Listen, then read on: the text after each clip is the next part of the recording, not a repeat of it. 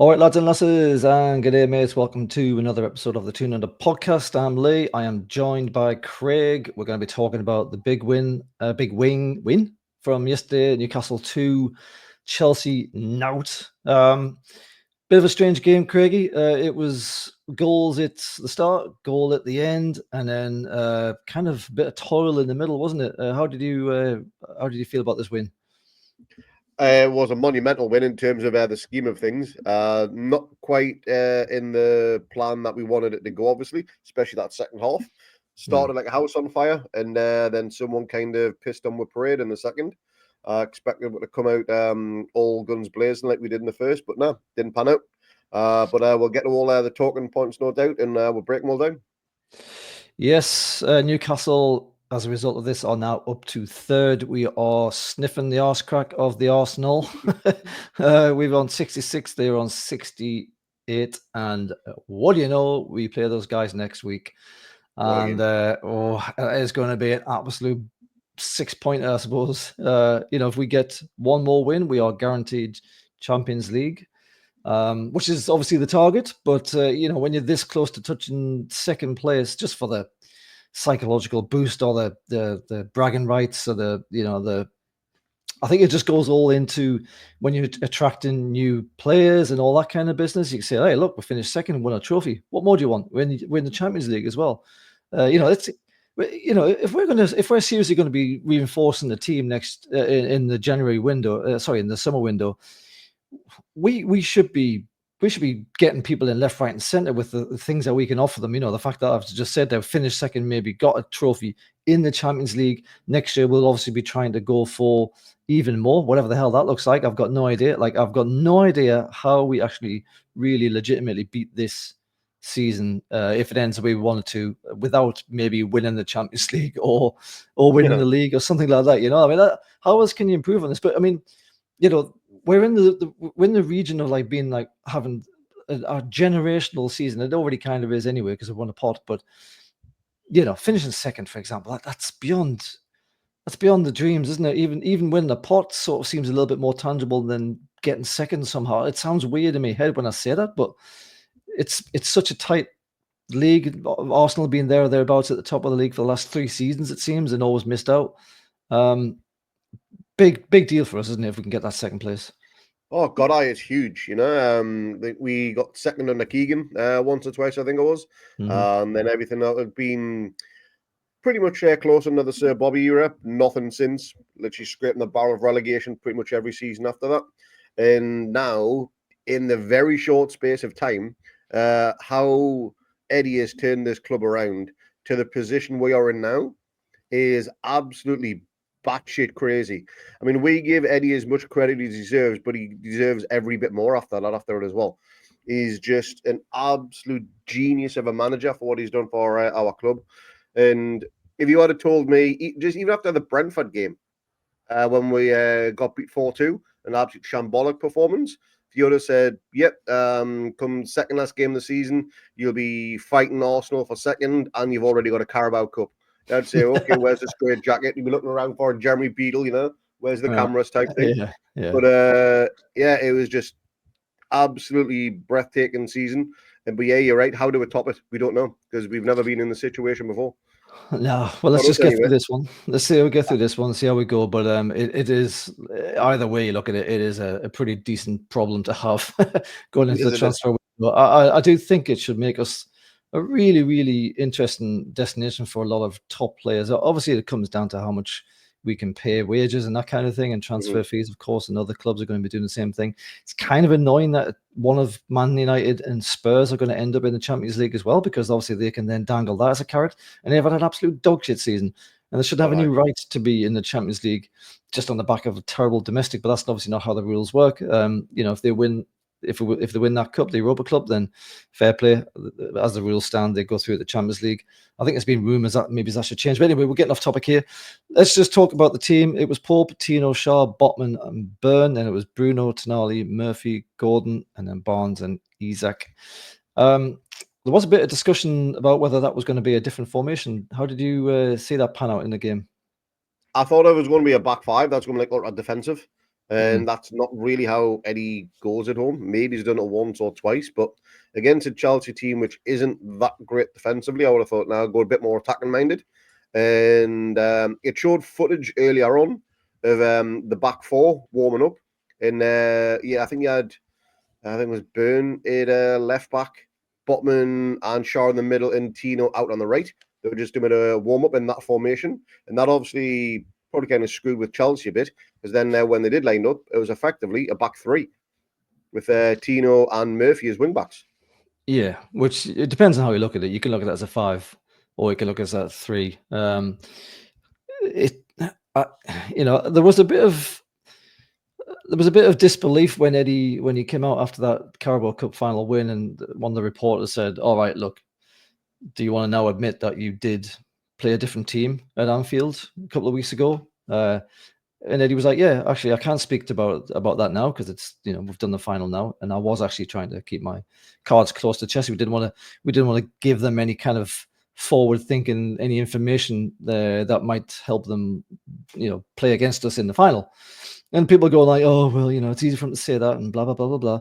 But like, it seemed like a fairly obvious tactic, really, when you think about it. It may not happen all that often, but as just general fans sitting there, you might think to yourself, why wouldn't you do that necessarily? I mean, it seems like a good idea.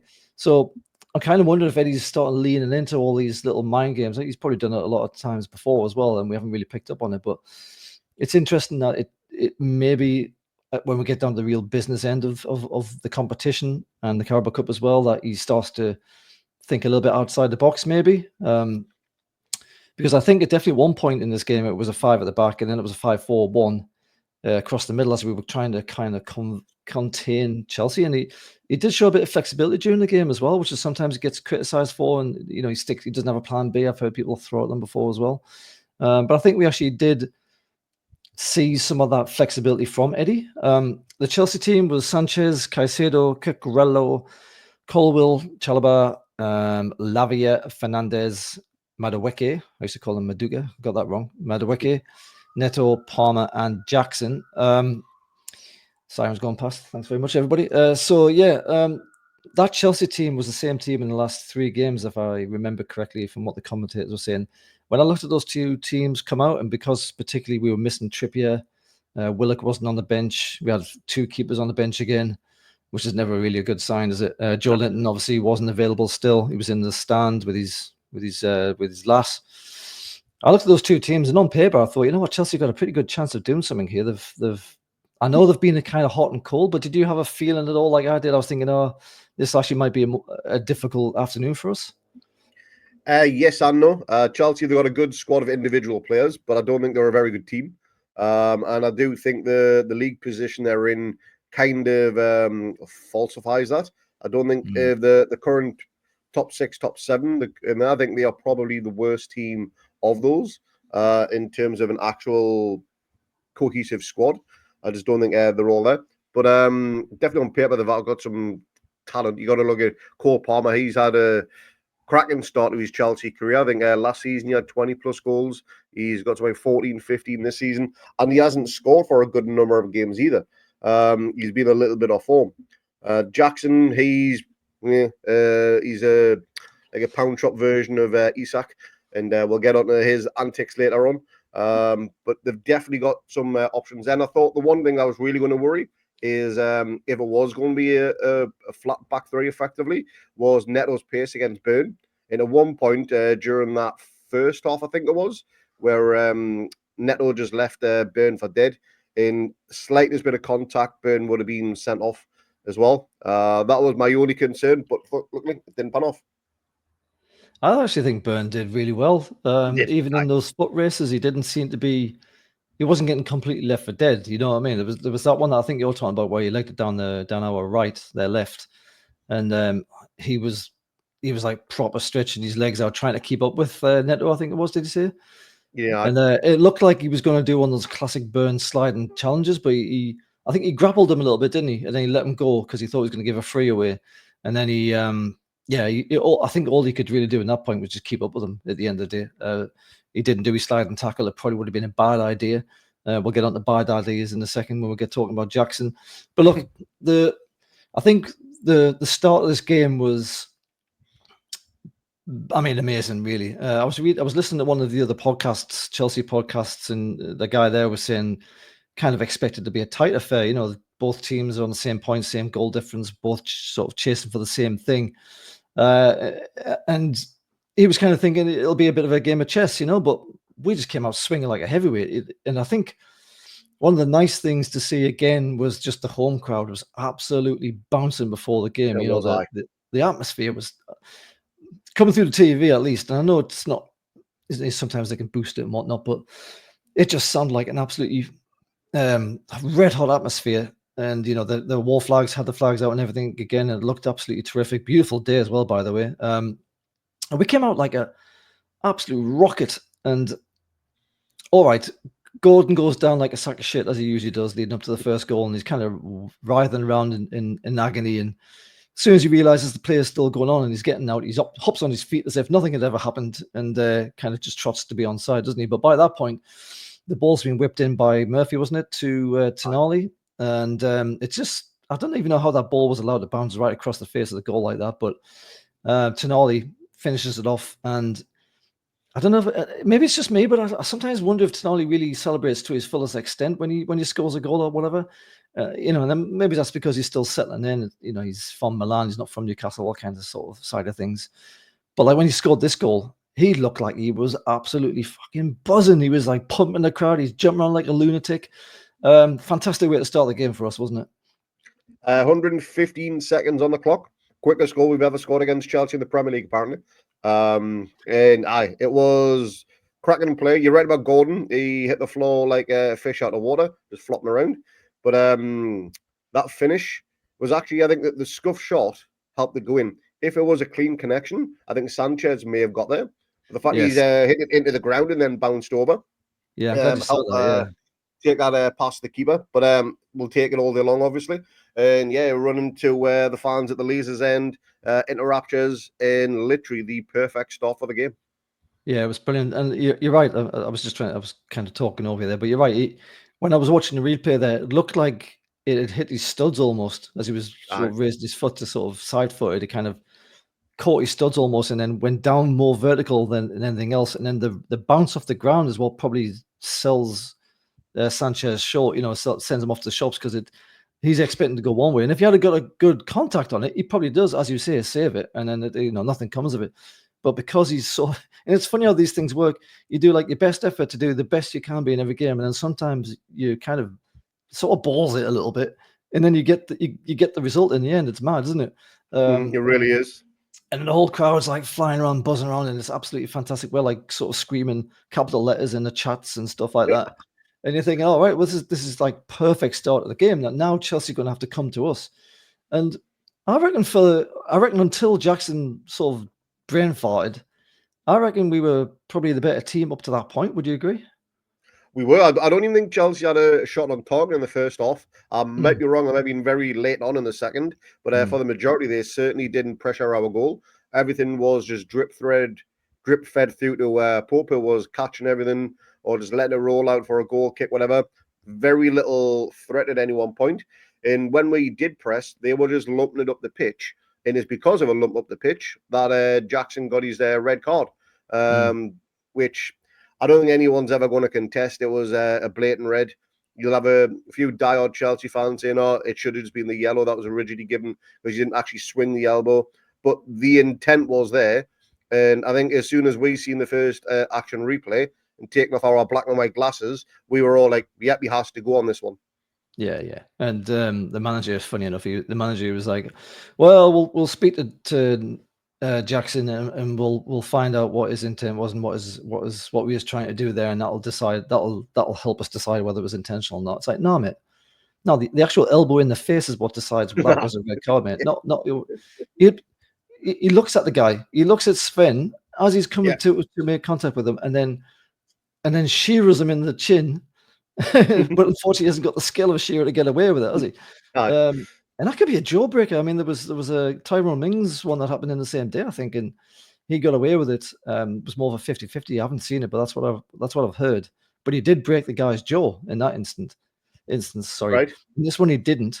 But the intention was much more blatant, and I don't think Jackson can have any.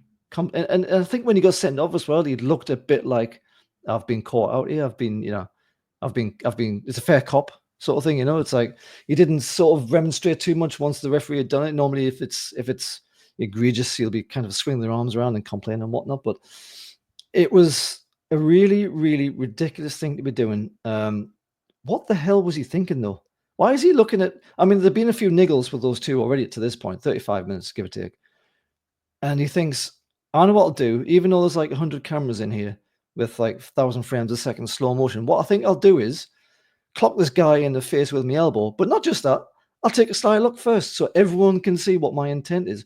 What the fuck's he thinking? What is he doing? Because he's basically, well, I was going to say he's lost a game for Chelsea, but the funny thing is they were miles better after he went off. They were, yeah. I made a comment about that.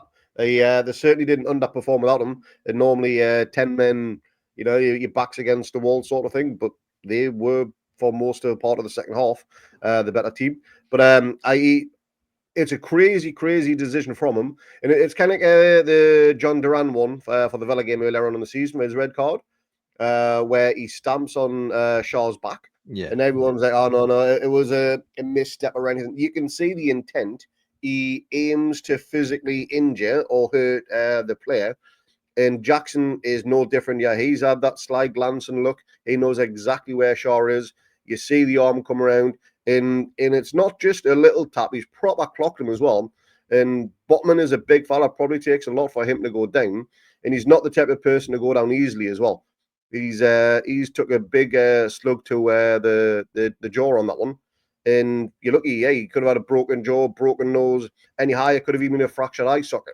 That's how bad it could have been. But luckily he came away from it injury-free. But Botman did go off in the second with a knock apparently, which was very, very worrying, which I didn't even want him to play to begin with. I think Eddie said it was maybe a niggle with his knee. Is going to get checked out. And this is always the danger. I mean, we're sort of drifting on to something else here, but this is always the danger when you bring someone in after a long term like that. They get up to a ferocious game like this one, where, especially after the 35 minutes through the second half and all the rest of it, it's very much backs against the wall and it's bodies on the line and all that sort of thing. And, we lost Trippier, as I mentioned earlier, so we could have played Kraft probably. You could have played Lascelles, really, but I mean, Lascelles has obviously just come back from injury. Kraft hasn't played a great deal. Botman is on form when he's fit, superior to both those easily anyway. Yeah. So it was an interesting call for Mendy to chuck Botman in and see how he goes against a direct rival.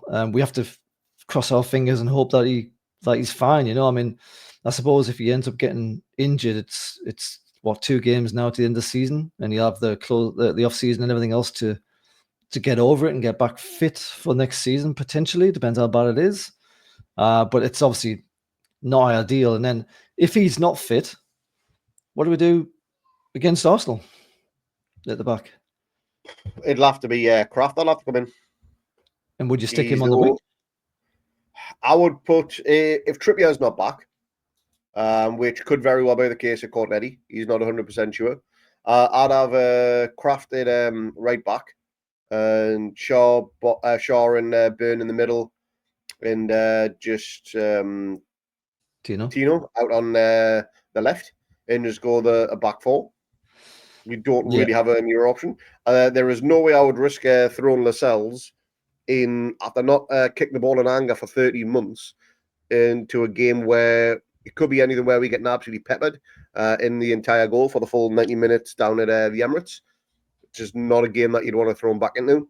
What he needs is 10 minutes against Everton at the end to get the winner to send us into the Champions League. That's what Lascelles needs. But it's not worth risking him. Whenever Kraft has come on, though, he's always done a cracking job. He knows his role in the team, and whenever he's asked to do it, he performs that role really well. And I can totally understand why he was given that contract extension, because he's the perfect kind of squad player we need for situations like this. He's a lot better than he used to be. I mean, obviously Eddie's trained him up. He was. I always talk about him being my boy, but that's like tongue in cheek. It's like, Lascelles being Dimmy's mate, because Kraft for a long time was an absolute disaster. but he's being coached by Eddie, and now he looks a much more assured player when he gets on the pitch. I mean, it's an interesting question just on the other side about whether if Botman isn't badly injured and he is able to play, would you actually risk playing him? Nah. Where does Eddie sit on that then? So you might go, well, you're fine in that case. I guess I will play you, but then you're playing with fire, aren't you? Yeah, it was the fact that he kept on playing with an ACL injury that caused him to have that year out or whatever it was in the first place. He got told he needed to have surgery, but the player decided against it. That's when the club steps in and say, hold on, you're our property effectively. You're going for surgery. So you're not going to be injured for such a long period of time. Comes back 4 or 5 games and he's injured again. Do not want it to happen again. He needs to be ready, good to go for that first game of the season, and he needs a full pre-season in him as well. I'd hate for him to miss any of it, because as you said before, he's head and shoulders above any other defender in the club when he's on form. You'd have to think that if he was even thinking of that way around it, the club would say, no, not this time. And he'd be like, you know what? Fair enough. Because like I did that last time and I utterly stuffed myself in here. And I'm going to listen to you not this time. That would be the kind of ideal Disney version of how this might go. You'd hope so. Yeah. So 1-0 Newcastle anyway. 35 minutes, Jackson gets sent off because he's a great big dafty. And then we kind of struggle a little bit to see the end of this to the second half, I think. Kind of pleased when what was it, 6 minutes or something at a time? Yeah. It was something like that, wasn't it? When the whistle goes at halftime. And I was thinking, all right, so it's they're down to 10. They're gonna have to regroup. They're gonna probably sit back and hit us on the break like a classic away performance. But they didn't, did they? They just basically came right at us that second half. What was with us? Were we trying to cruise at this point? Like we've done the bare minimum. We've got the goal. They're down to 10 men, which is a nice extra. We don't really have to do anything, and we'll just sort of conserve power, because it didn't look like we were trying to conserve power. It looked like we were legging them down, trying to sort of close off space. The press wasn't there though, so like they were pushing us back a bit. What were we trying to do? Because it seemed very much, I think in that first 10 minutes, it was 80% possession to Chelsea. I remember that stat flashing up. That was in the first 10 minutes of the second half, and it didn't really let off for a good while after that as well. I mean, what do you think was going on there? I think we were trying to get them on the counter, but there was no clear-cut chances there, what you would say. It was all literally a case of we get the ball, try to hook it up to Isak, see what's available. But he was still something not quite right with Big Dog at the minute. Whether he's carrying an injury or whether he's fatigued or whatever, who knows? But he's definitely not 100%. He had a few chances in the first half with those half volleys and stuff like that, where go back a month or two ago, or even before the final, he's burying those. He's putting them in the top corner. But I don't know, just there wasn't enough, I'm not going to say drive or ambition, because that was definitely there. There's just that long final ball, that lack of creativity, that one pass to tear them open. It just was not there, and I don't know why that was the case. Again, could be fatigue at this stage of the season. But Chelsea, all credit them, didn't play like they were a man down. If anything, we looked like we were the team with a man down. The way that second half started and progressed. Yeah. It's been said that many times over that you play a game of football against 10 men, and it can be more difficult. It's not like this is the first time anyone's ever seen this from a 11 against 10. I'm old enough to know that's kind of been touted as a thing anyway. So it could just be that. I think Eddie Howe picked up on the point that at that point in the second half, they had to play for everything because they needed the points to obviously to get the Champions League. We needed the points, but we had the goal and they didn't. So they really had to sort of chuck everything they could at us, whilst we didn't really have to do that. But the problem was and this is not new for us either, but it just felt a lot like we were getting pushed back and back and back, and we're getting deeper and deeper and deeper, and we're struggling to keep a hold of the ball on the rare occasions that we managed to get it. And there was that shot from Cucurella, by the way, he's terrible, which was well saved by Nick Pope. There was another shot that an absolutely fantastic fingernail touch from Nick Pope that I can't remember who kicked it. Was it Neto? It had just kind of sort of ever so slightly moves the kind of the flight of the ball, and it goes over the top of the bar. and then I think there was another one where James probably should have done better, which didn't even trouble Nick Pope in the end. But it felt very. I can't help but be pessimistic sometimes watching Newcastle. I've had far too much time to watch Newcastle over the years, and I've seen us crumble just at the end when you think you're snatching the victory from the jaws of defeat, or whatever the other way around is, and it just felt that inevitableness where this is going to end a draw, and I couldn't even complain if it did, because to be honest with you, the way Chelsea have played since the setting off, they probably deserved a point, to be honest with you. I'd agree They're with that. a little bit kind of slapdash in places. Sanchez couldn't kick straight to save his life. Palmer was huffing and puffing, but not really doing anything. But nonetheless, they were still very much pushing us deeper and deeper and deeper and deeper. And I was just waiting for that net to bulge. I was thinking, you know what, this is going to happen. We're going to go down to 1-1. There'll be maybe 10 minutes left, and then we are really looking down the barrel of a defeat here. But somehow we managed to get through all of that. And as if that wasn't sweet enough, there was a little surprise at the end. Bruno deciding, what the hell, I might as well just take a shot here. Who knows whether it would have went in or not, but it actually clipped off the foot of Chilwell, was it? I want to say Chilwell. Someone who begins with C, most of their defense begins with a C, but anyway, he kicks the ball, it takes a deflection. Colwell, I think it was. Malo Gusto, that was it. Oh, Gusto, was it? Well, I was nowhere near. And it was one of those weird touch balls where it kind of, Sanchez looks like he's got the whole area of the corner of the net completely covered, and it's somehow still high enough, but also still is able to come right down behind him to go in the goal. It was quite a remarkable spin on that, wasn't it? And when that goes in, you pretty much you were allowed to relax, aren't we? I guess your rabbit's nose could stop twitching at that point. Just a bit. But I want to give big kudos to Big Dan Burn for literally shouting at Tonali, pass me that fucking ball. I want this ball from this free kick, which led to that goal. If he hadn't have passed him that ball, I reckon he would have put a straightener on him in the changing rooms later on or something. He was adamant that ball was coming towards him. In his first touch, being the 90th minute or whenever it was, after being running up and down the pitch for a full game, his control for a big fella, and I know there's a bit of a cliche, is actually really good in that regard. You wanted the ball back from Bruno, so you could get a crossing, I think it was, and then obviously Bruno goes and does his thing. And I did say at halftime we've got a Gallagher and Thunder bastard coming up. Didn't quite think it would be that level with a huge deflection, but we got it, and we got the win, all importantly, and we are up to third in the table and pulling away from Chelsea. That also gives a 4-goal swing on the goal difference as well, which is massive. It does, yeah. Just two more things I want to mention, and we can talk about that. One was that when we scored that second goal, the commentators were like, "Oh, that's a training ground free kick set piece, or whatever it was. It worked to perfection." No, it didn't.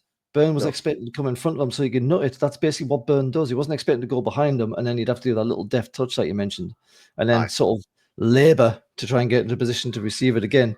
It wasn't a set piece. It was just a nice bit of opportunism, I guess, from Bruno. And had he not scored that, everyone would be like, "Well, why didn't you just pass it to Burn?" So got lucky on the several points. And the other thing I want to say is, how the fuck did Caicedo not get a yellow in this game? I was going to mention that. And one of the reasons why we couldn't progress forward as well as we were, because Caicedo was literally walking around with an AK-47 shooting everybody down. That bloke, he could have literally committed murder in the middle of the pitch and he still wouldn't have got a yellow card. There could have been claret everywhere, and the rest, all right, I can play on, not a problem at all. You know the time when Shaw went through the back of someone and he gets an instant yellow card, and Shaw's like, "What do you mean? Be first free kick, first foul I've given away." Caicedo has given away more free kicks than God knows what else all game. I think like 4 or 5 in the first half alone. And he wasn't even getting, when the ref gives the talent and said, "Oh, one more and you're in the boot," that sort of thing. There was never any of that from John Brooks. Not with him, but as soon as it's one of our players, you're in the boot, mate. One more and you're off. I didn't think that thing on Shaw was all. I didn't think that Shaw touch was all that bad either. I don't think it even merited a yellow card. It was just one that's like, "Don't do that again, please," rather than like, "Ooh, that's really bad play." It wasn't even that bad. But Caicedo, some of the things he was doing, I bet Joel Linton was sitting in the bloody stands going, "Oh, this guy's class. This guy's been watching me." Because that's the sort of thing that people on the other teams always complain about. They go, "Oh, that shithouse Joe Linton going around and somehow not getting a card." And now we're on the other side of it. I'm thinking, fucking hell, they got a point. That was annoying as fuck, that. Of course, we get away with it every week, probably, whereas they have to, Yeah. they don't. Cucurella, he's shite. I just want to mention that again. Fuck, I don't know who told him he's a footballer. I'm going to get pelters for this probably, but like, fucking hell, yeah, he's barely got a forward pass in him. He's so negative. He's just sideways, backwards, sideways, backwards. It was only towards the end that he actually bothered to do anything, and I just don't like his haircut. It's pretty terrible. Sideways pass for Sideshow Bob. Yeah, exactly. But look, stuff him. Who cares? Aye. The whistle went. It was 2-0 to the Mighty Mags. We are up to third, as you mentioned there, Craigie. Oh God, imagine if we finish second. Next game is Arsenal, who managed to rescue a draw from the jaws of defeat. It was a 2-2 against Liverpool when they looked like they were going to lose. It was 2-0 at one point. Liverpool were cruising and they've managed to pull it back. I don't know how much we can take from that recovery because Liverpool are kind of on the beach anyway, aren't they? So it was probably more of a surprise they got 2-0 up as much as anything. But if they can do it when they're not even asked, then a team that is asked, like Newcastle, should be hopefully doing something better with that lead if we can get one. Obviously, we're away, so we'll have to see how we do down there. We've beaten them 3 times this season without conceding a single goal, so that's got to give us a bit of confidence. Although Arteta seems to have forgotten the fact that we did beat them once this season when he said that we haven't lost to any team in the top 6 this season. I was like, hold on, mate, we're third and we beat you, you knobhead. So we'll have to see how we go down there. But it's interesting that Mikel Merino got sent off, and he's basically been the stand-in striker for a little while. So with the other, Declan Rice wasn't anywhere near. Timber was, I think, nursing an injury. Trossard got injured, and there's 1 or 2 others. So, we actually might be playing them at a pretty good time. I normally wouldn't be massively confident about playing them down at their place, but I don't even know who they're going to put up front at this rate. I don't know who they're going to play. I'm trying to think. What that donkey who always keeps missing everything for them. Can't remember his name. Used to play Kai Havertz. He's back. Havertz. Oh, I thought he was still injured. Is he back? Is he? No, he's back. I think he made the odd appearance on the bench, that sort of thing. But he has made it back before the end of the season. Not that he's going to be much use for them because he's dog shit. He's normally down the wing anyway, isn't he? He's normally down the left in any case. So they'll throw him in the middle if absolutely needed. But the other big result, just touch on that one as well, was obviously Forest drawing at home to Leicester. Yeah. That was a huge result for us. Big result there. So thanks, Leicester, on that one.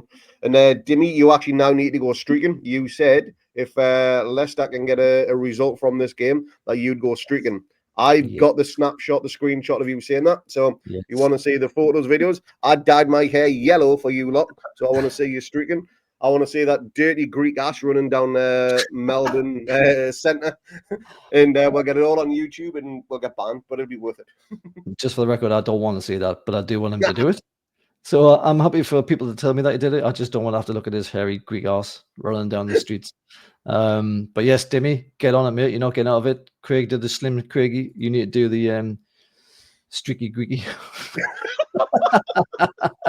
The streaky Greeky, you got to get that trending. That's class. But yeah, so it'll be an interesting game against Arsenal, though. If they're carrying all those injuries, it obviously depends on, like we say, Botman and what our defense looks like. It depends if Isaac can sort of regain some of that form. He did look a little bit in 2 minds at times in this game, as you mentioned. But I think, given that they've got all those injuries and they're at the Champions League and they're basically just playing for pride at this point, maybe just so that they don't lose second space. I wonder, and I hope that we can use that to our advantage and get a result from down there. Just to wrap this up, Craigie, do you want to pick a man of the match from this game? I will go Big Dan Burn. I thought you might say that. He's been your player of the season, yeah? He has. Absolutely phenomenal. The bloke's been written off more times than a third-hand Vauxhall Cavalier. But he's absolutely colossal this season. And his story from where he's come from to where he is now and what he's achieved this season for the club is just unreal. And people have said it's the stuff of Geordie dreams. And, we'd all live to live his life right now and be absolutely one go down in the record books as one of our all-time best players. Yeah, he's having the season of his life, isn't he? Scored in the final as well. I mean, he's what a The guy. England corner. He's all of us, isn't he? He's a bit like Aye. Jacob Murphy, but somehow he's even elevated beyond the enthusiasm of Murphy. I think it's because he's like got a sensible head on his shoulders, you know. Not that you can see it; it's too far up in the air, but but when you hear him talk and you hear how he goes on, he sounds thick as shit, but you know he's like a caring person. You can see he's got more about him. A lot of the players are like, and they're just sort of he has to do something and they're like robots. Whereas Dan Burns got his personality shining through every time he talks. It seems like he's a decent bloke, you know. And yeah, to consider that he didn't think he'd ever get to Newcastle, didn't think he'd ever play for England, didn't think he'd probably ever win a cup, getting the Champions League score goal there. I mean, I would say he's probably been the best player this season as well. I think Lewis Hall would have been on it, but he got injured unfortunately. But he was having an absolute belter. I will probably also pick Dan Burn from this game. At the back, and he gives something up front a little as well.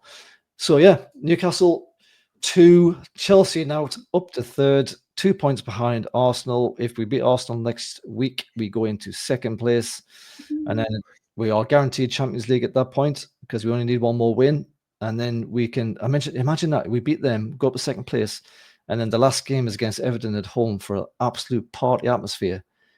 It'll be terrific, won't it? Not even T-Rex and his mob of knobs can deny us on the last game of the season, can you? But we'll leave it there, Craigie. Thanks very much to everyone who's watched and listened. Give us a like, subscribe, and we will see you for the next one. Cheers. Cheers, mate.